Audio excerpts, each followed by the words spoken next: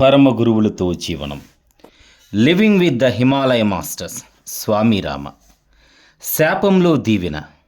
నాకెప్పుడు అహంకారం కలిగినా నేను క్రిందకు దిగజారిపోయేవాణ్ణి.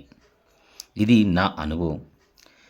నీకు వీలైనంత వరకు ప్రయత్నించు, కానీ నీకెప్పుడు అహంకారం కలుగుతుందో, ఎప్పుడైతే స్వార్థం కోసం పనిచేస్తావో నువ్వు అది సాధించలేవు.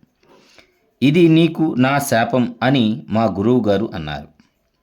ఆశ్చర్యంతో ఆయన వైపు చూశాను.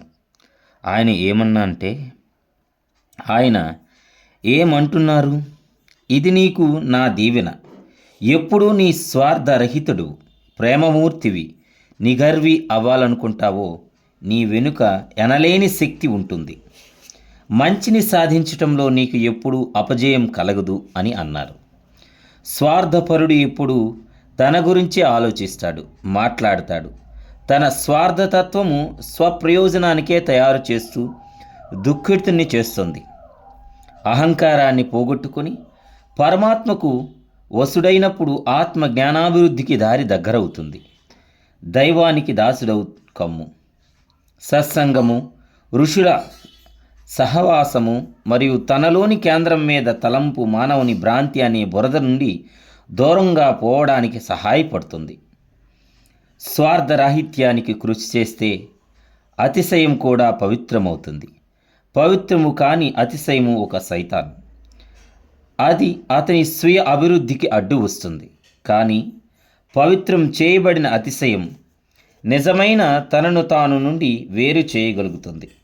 స్వార్థంతో ఉండిపోయినవాడు తన చైతన్యాన్ని వృద్ధిపరుచుకోలేడు. అతిశయంతో తమ చుట్టూ హద్దులు పెట్టుకున్నవారు వారికి వారే బాధలు కొని తెచ్చుకుంటారు.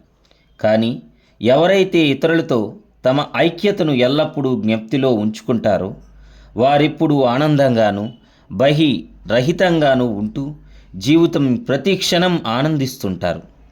స్వార్థరాహిత్యము, వినమ్రత, ప్రేమతో ఉండే వ్యక్తులు మానవాళికి నిజమైన ఉపకారులు. ప్రత్యక్ష అనుభూతికి త్రోవ. జ్ఞాన సముపార్జన మార్గాలన్నింటిలోనూ ప్రత్యక్ష అనుభూతి ఉత్కృష్టమైనది. మిగిలిన సాధనాలన్నీయు అసంపూర్ణమైనవి. స్వయం వృద్ధిలో మార్గంలో నిర్మలతత్వము, ఏకాగ్రత, మనస్సును ఆధీనంలో ఉంచుకోవటం చాలా అవసరమైన అంశాలు. అపవిత్రమైన మనస్సు భ్రమను కలుగు చేసి అడ్డంకులను కలుగు చేస్తుంది. కానీ క్రమబద్ధమైన మనస్సు ప్రత్యక్ష అనుభూతికి సాధనం. కార్యసాధనలో తోడ్పడేది ప్రత్యక్ష అనుభూతి మాత్రమే. ఒకరోజు మా గురువుగారు నన్ను కూర్చోమని ఆజ్ఞాపించి ఇలా అడిగారు, నువ్వు బాగా చదువుకున్న కుర్రవాడివేనా? ఎంత అసాధారణమైనదైనా ఆయనకు నేను చెప్పగలిగేవాడిని. ఏమీ దాచకుండా చెప్పగలిగినది ఆయన సమక్షంలోనే. ఆయనకు నేనేమి చెప్పినా నేనెప్పుడూ విచారపడలేదు. ఆయన కూడా నా అవివేకాన్ని ఆనందించేవారు.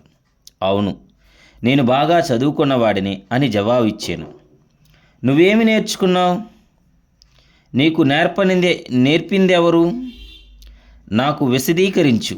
మన మొదటి గురువు మన తల్లి, తరువాత మన తండ్రి, తరువాత మన అన్నదమ్ములు, అక్క చెల్లెళ్ళు, తరువాత మనం ఆడుకునే పిల్లల వద్ద, బడిలో ఉపాధ్యాయుల వద్ద, గ్రంథ రచన వద్ద నేర్చుకుంటాం. నువ్వు నేర్చుకున్నదంతా ఇతరుల వద్ద నుండే కానీ నీ అంతటా నువ్వు నేర్చుకున్నది ఏమీ లేదు. అంచేత నువ్వు నేర్చుకున్నదంతా ఇతరుల సహాయంతోనే. మరి వాళ్ళు ఎక్కడి నుంచి నేర్చుకున్నారు? వాళ్ళు ఇంకొకరి వద్ద నుంచి నేర్చుకున్నారు. ఇంతైనా నువ్వేమేమి చదువుకుంటున్నావు? నీ అంతట నీవు స్వయంగా ఏమీ నేర్చుకోలేకపోయేవని నాకు నీ మీద జాలిగా ఉంది. ప్రపంచంలో నీ అంతట నువ్వు నేర్చుకోవాలి అన్నటువంటిది నీకు అనిపించలేదేమో. నీ అభిప్రాయాలన్నీ ఇతరుల అభిప్రాయాలే అని అన్నారు. ఒక్క నిమిషం ఆగండి, నన్ను ఆలోచించుకొనియండి అని నేను అన్నాను. నేను నేర్చుకున్నదంతా నా అంతట నేను నేర్చుకున్నది ఏమీ లేదన్న అనుభూతి చెలించిపోయాను. నా పరిస్థితిలో మీరు కూడా అలాంటి అనుభూతి పొందేవారు. ఏ విజ్ఞానము మీద మనం ఆధారపడతామో అది మనం సొంతంగా తెలుసుకున్నది కాదు. అంచేత ఎంత నేర్చుకున్నా అది మనకు తృప్తినివ్వదు. ఆఖరకు గ్రంథాలయం అంతా సంపూర్ణంగా విశ్లేషించినా అది తృప్తినివ్వదు. అలాగైతే నాకు జ్ఞానం ఎలా కలుగుతుంది అని అడిగాను. బయట ప్రపంచం నుండి సంపాదించిన జ్ఞానాన్ని నువ్వు పరీక్షించుకో. నువ్వు నీ స్వయ అనుభవంతో నీ అంతట నువ్వు తెలుసుకో. చివరగా నువ్వు నిర్ణయాత్మకమైన ఫలాన్ని ఇవ్వగలిగే జ్ఞాన దశను చేరుకుంటావు. అనుభూతి లేని జ్ఞానం వ్యర్థం.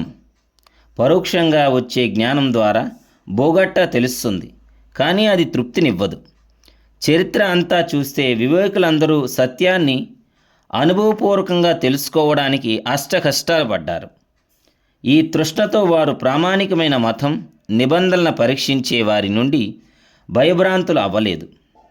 కొన్నిసార్లు ప్రామాణికులకు భిన్న అభిప్రాయాలు వచ్చినందులకు వారు పీడింపబడినారు, హత్యలు గావించబడినారు కూడా అని చెప్పారు.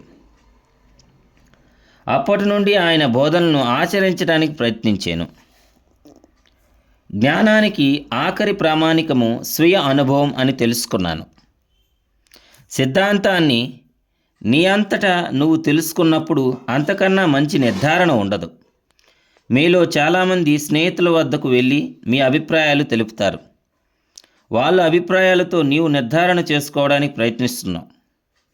నీవు ఏమి ఆలోచించినా అది ఇతరులతో ఏకీభవిస్తూ అవును నీవు ఆలోచిస్తున్న నిజమా అని నిర్ధారణ చేయాలని కోరుకుంటున్నావు. కానీ ఎవరో అభిప్రాయాలు సత్యానికి పరీక్ష ప్రమాణాలు కావు. సత్యాన్ని నీ అంతట నువ్వు తెలుసుకున్నప్పుడు చుట్టుపక్కల వారిని కానీ గురువుని కానీ అడగవలసిన అవసరం లేదు.